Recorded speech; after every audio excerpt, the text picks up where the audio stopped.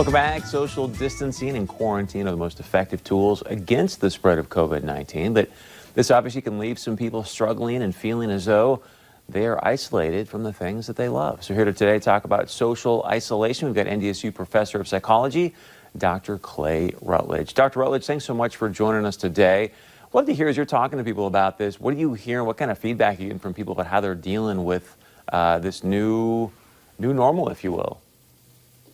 Yeah, part of the challenge is just the simple breaking the routines, because we're so social by nature, we don't even realize how much we just naturally orient ourselves towards others and want to gather with others. So part of that is just the challenge of restraining ourselves in social space. But also then, of course, you can have experiences where people feel increasingly isolated, alone, coupled with the anxiety of and uncertainty of the situation. So when people are sitting at home, either by themselves or unable to go to work or do their normal routines, obviously they can sit around and ruminate, and that's not particularly healthy.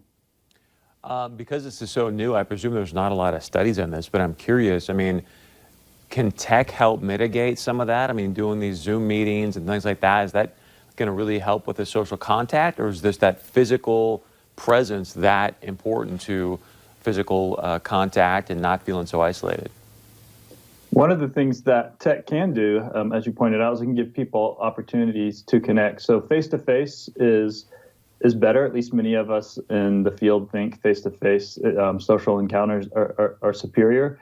But at the same time, there is some research suggesting if you use platforms, social media platforms, for appropriate reasons that help you connect to other people, sharing photos, talking to people, connecting with friends, then that actually can be pretty healthy and pretty helpful in situations like this. But at the same time, I would stress trying to avoid just scrolling through Twitter feeds that might not be particularly helpful or just might make you more anxious or more stressed out. I think that is a very good point. I mean, some of the stuff on social media, you're probably better off just putting your phone down and being in silence for a little bit, in my personal opinion. So you've got a study about looking at, what gives people meaning in their lives. Would love to hear more about what did you find in that?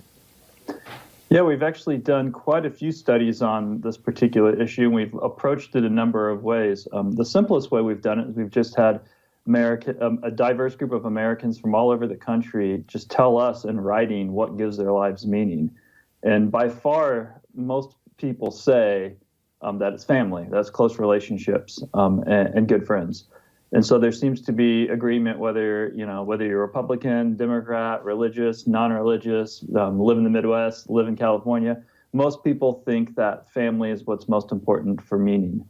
And we've also looked at this by asking people to tell us what their most meaningful memories are.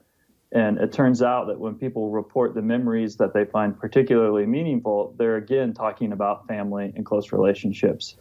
So there's a lot of different ways you can approach this, but the answer always seems to be that the people that we're closest to are what gives our lives meaning.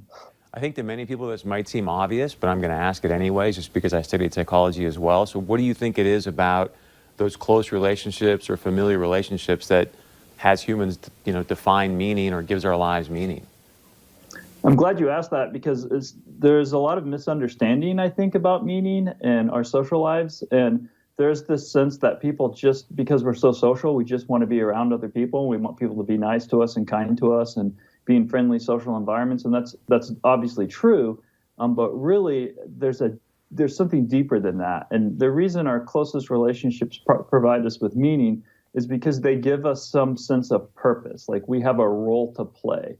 And so it isn't just, being in pleasant social environments that is important. People need to feel like they matter, that people are counting on them, that they have some kind of social duty to others. And so the more people feel like they have a purpose, that people are depending on them, the more meaningful they feel.